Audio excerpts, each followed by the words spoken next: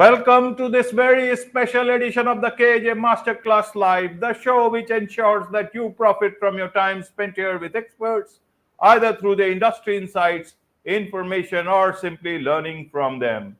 And today we have Debra Bowers, a seasoned marketing guru with decades of experience in all forms of advertising and marketing. She specializes in creative strategy and creating campaigns that drive business. She's also a co-host of a podcast, Deals with Heels, where female entrepreneurs thrive. Welcome to the show, Debra. Thank you. Thank you for having me. I'm happy to be here. You are welcome to the show, Debra. You are welcome to India in this online form. And I'm sure not just in India, but a lot of people across the globe will benefit from what we are going to talk right now. We'll be talking about marketing mastery, about mindset, strategy, and emotional intelligence. But before that, Debra, I have talked about you, but I want you to tell the audience who is Debra Bowers so that they get to hear straight from you. They get to understand who they are learning from today's master, who today's master on this master class is.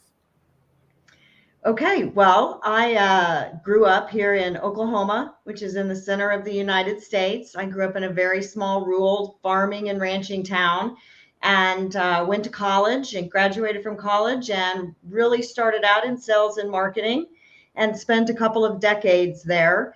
I've raised 5 children and sacrificed a lot to raise them, like most women do. And now I'm off. I started my own advertising agency and the podcast, and I am really living my life, my dreams, and my soul path now that I kind of am more available to even do it. Yeah, but you are doing a lot of stuff the way you want to. Even the podcast, there you are, you are focusing so much of women's issues. We'll come to that. But first, Debra, in terms of marketing nowadays, marketing, advertising so closely. What do you see in marketing? Mostly so much of online stuff. It's all about trying to sell, nothing about the customer. Tell us, what is your view on today's marketing? Are you happy with it? Very happy, not so happy with it? Or what can be done better in today's time? I think my industry has really become very segmented.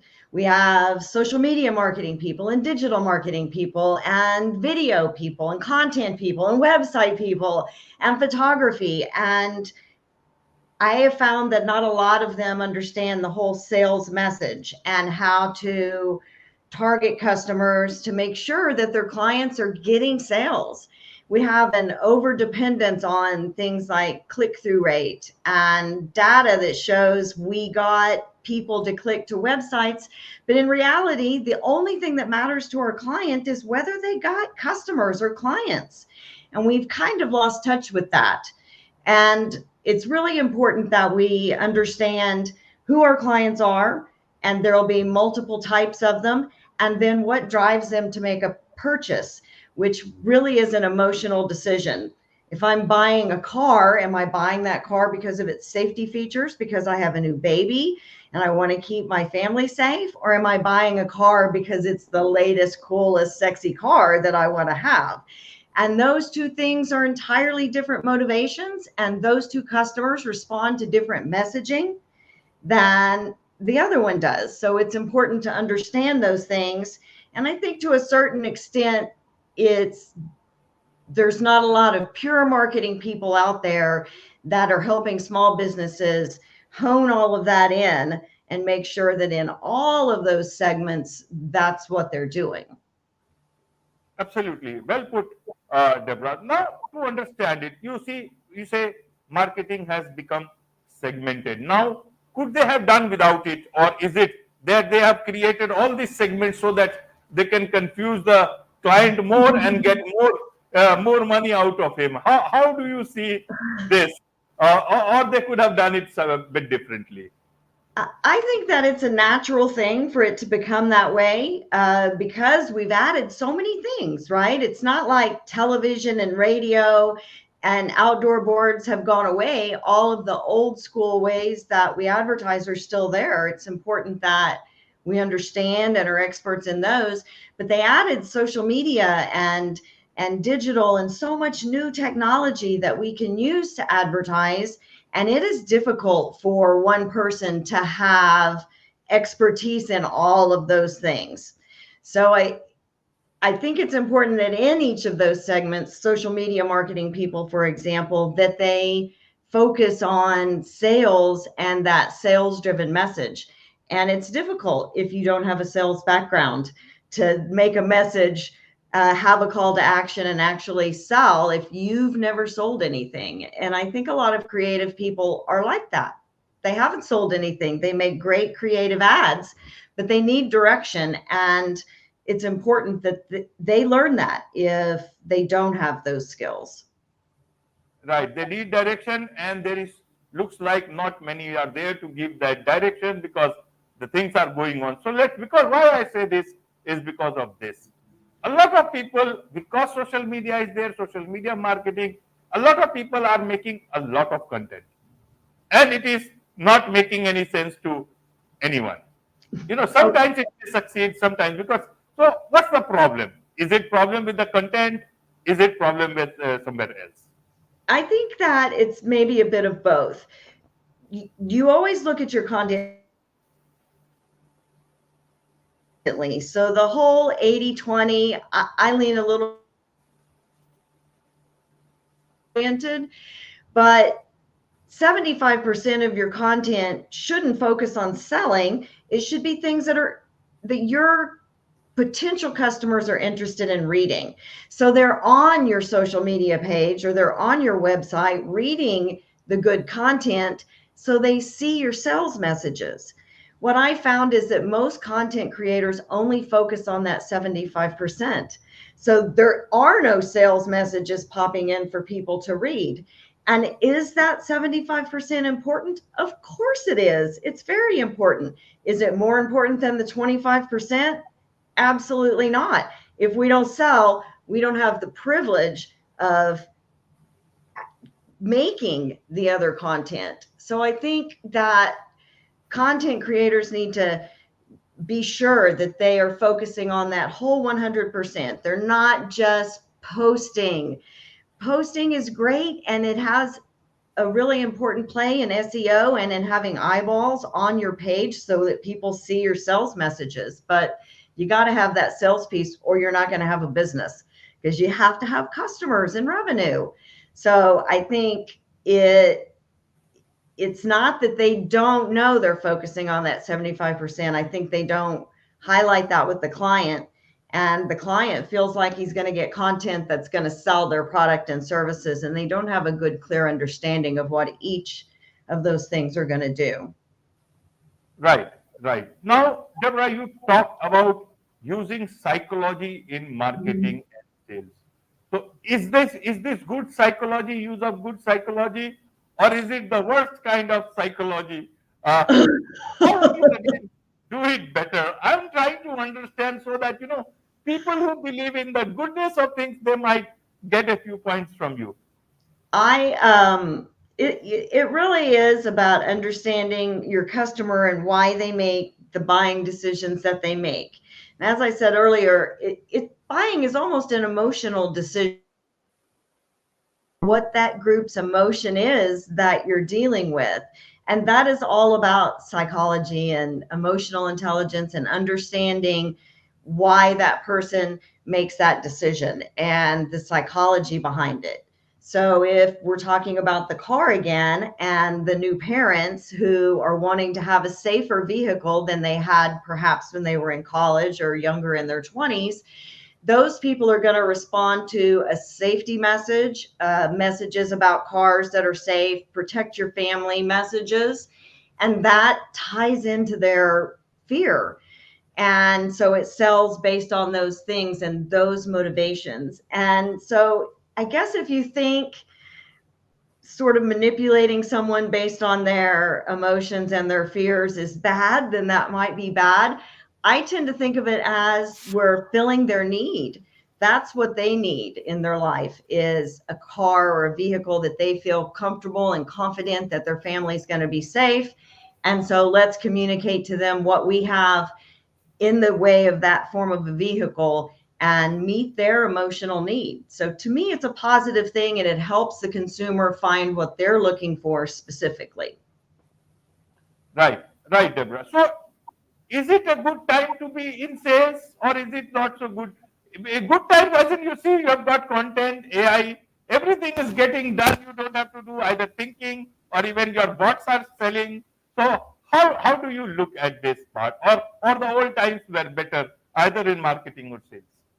Well, obviously it's a lot harder when the economy is bad, not people don't have as much disposable income, but that makes it even more critical that we do a good job in marketing and sales, right?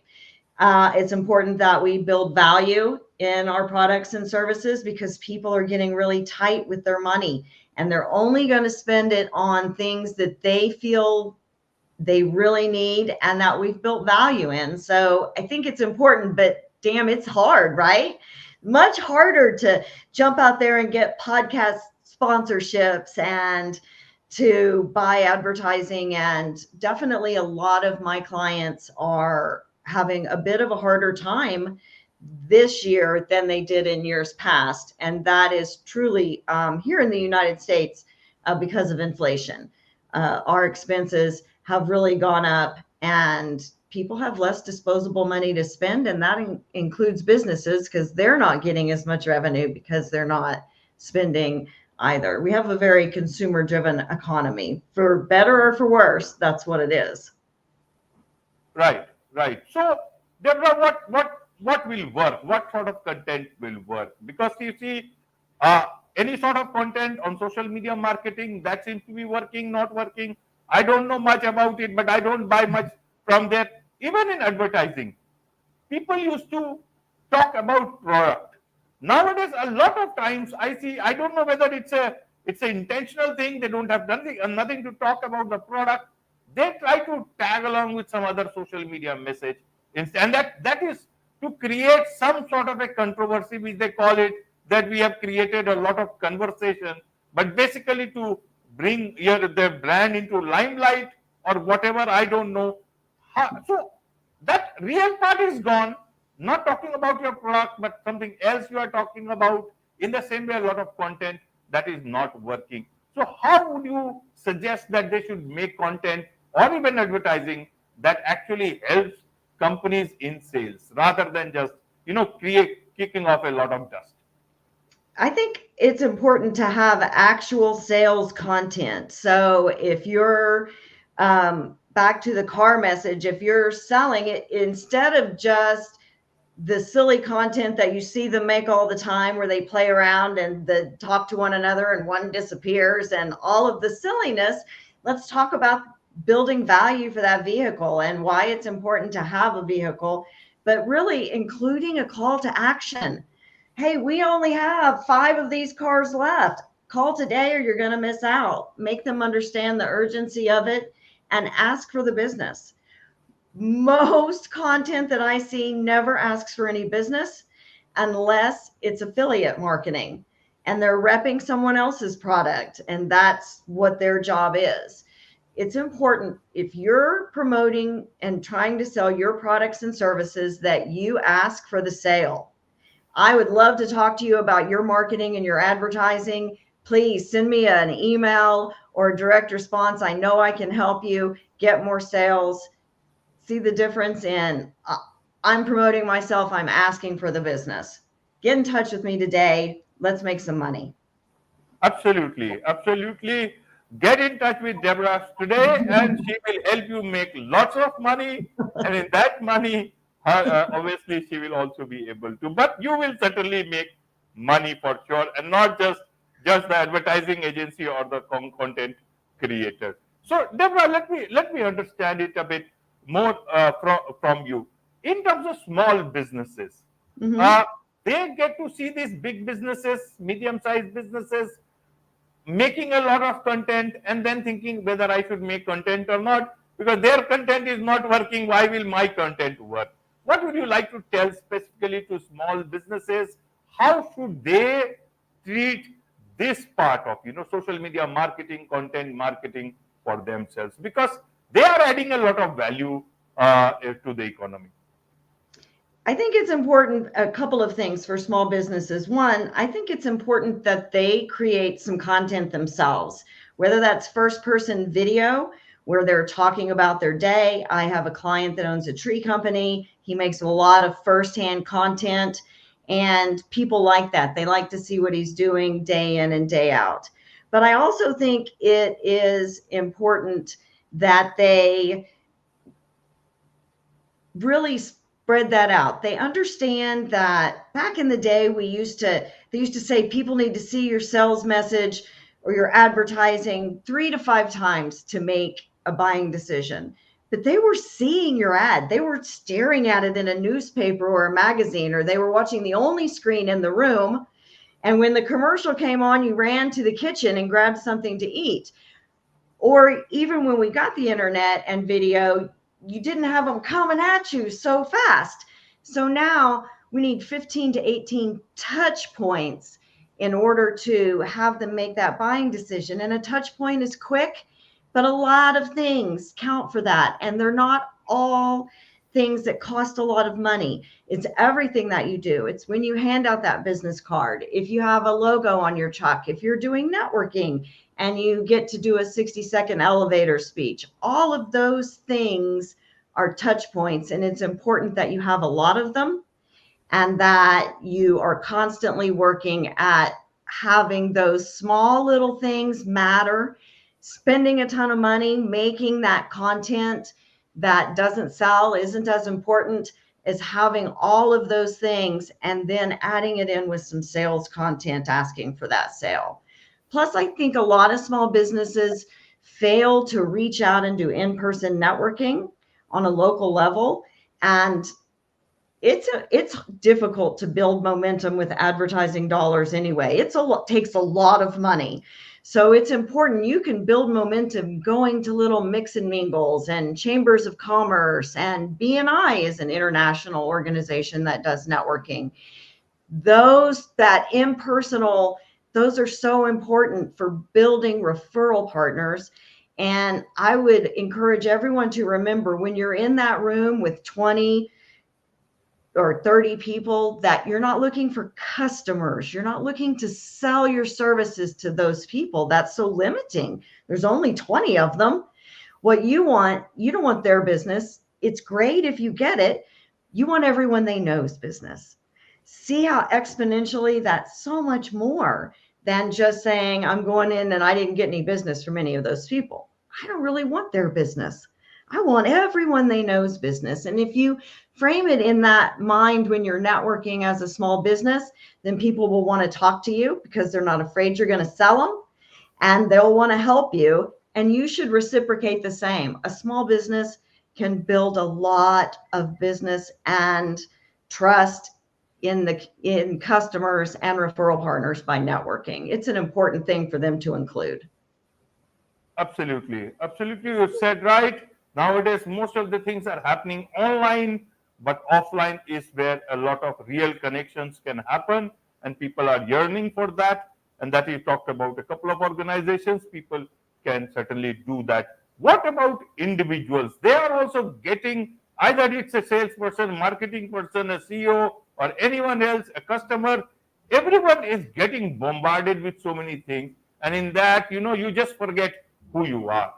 How do you manage to be the person you are? How do you keep your authentic self, not, getting lost in all this humdrum? How do you do that? What are your tips and tricks for this part? Personal growth as well as, personal peace and tranquility for the self. For me, I meditate every day. I started about 13 years ago, and it is a very important part of my self-care. But in addition to that, just the messages you tell yourself in your own mind. And I really like Sadhguru. I listened to a lot of his lectures, and one of the things that he said that had a really big impact on my life and helped me maintain my authenticity is he talked about how he was asked the question about how do you deal with all these people asking you all these crazy questions, and some of them are so awful. And he said, because that's about them and what they do. And this is me. This is who I am. No matter what they do, this is me. This is my way.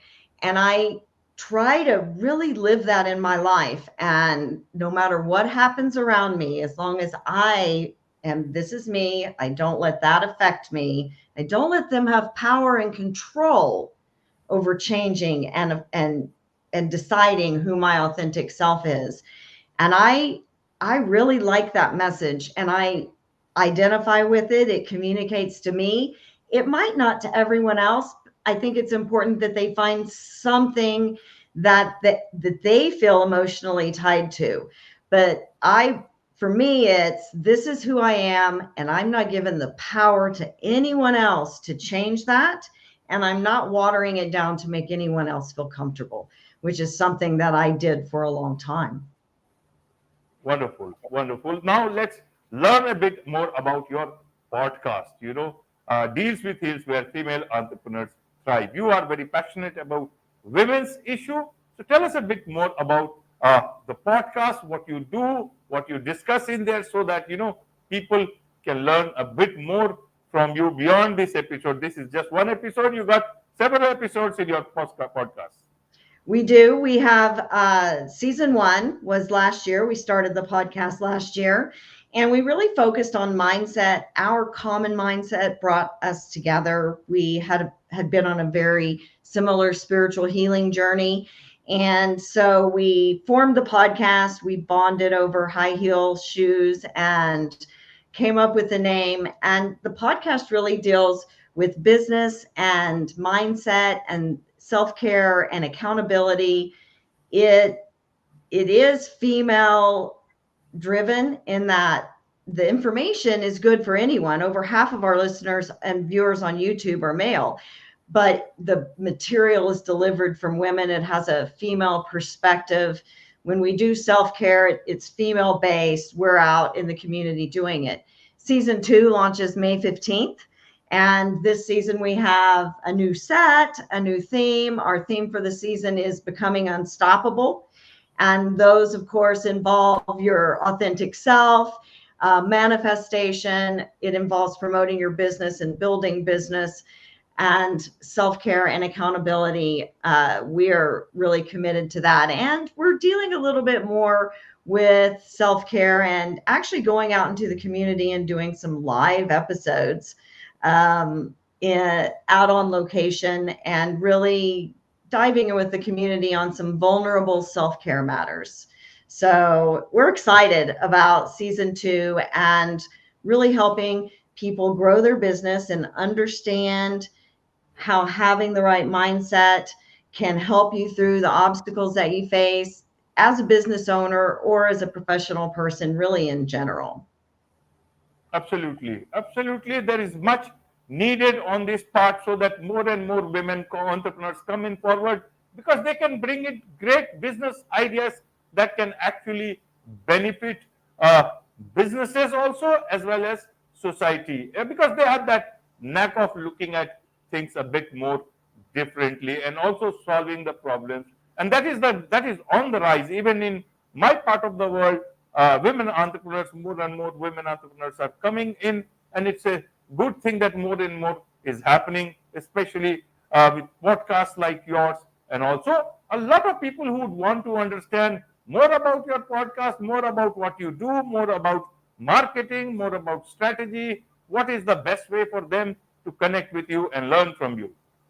The best way would be my podcast website. That website is dealswithheels.com. You can also check out my advertising agency website, which is hexagonmedia.net. But all of our episodes and links are in the Deals with Heels podcast. You can link to my personal company's website from there as well. And we always are accepting emails. I can't help it. I love to talk about sales and marketing and people's businesses. So I'll generally give a little bit of time to almost anyone that emails me with a question. I really like helping people. I also agree that we really need to bring a feminine energy to the world. We've lost balance, and our world is very masculine energy driven. It's very violent, and the connection to Mother Earth and to living things and the softness of all things is really lost on us right now. And I think a lot of people think that women want to be in charge. And what we really want is to jog at night alone with our headphones in and feel safe. That's what we really want. So if people can keep that in mind, that we don't want to oppress anyone, we just want to feel safe and be able to live our life on our own terms, then I think they'll have a better understanding. And that fear, that's innate, and I think just survival driven. I don't think it's a conscious effort to be like that. I think it will subside if they could understand a little bit better what our emotional motives are. And then we'll be able to work together more towards solving some of those issues. Absolutely. On that note, it's a wrap on this very special edition of the KAJ Masterclass Live. Thank you so much indeed for joining us. Thank you. I had a great time.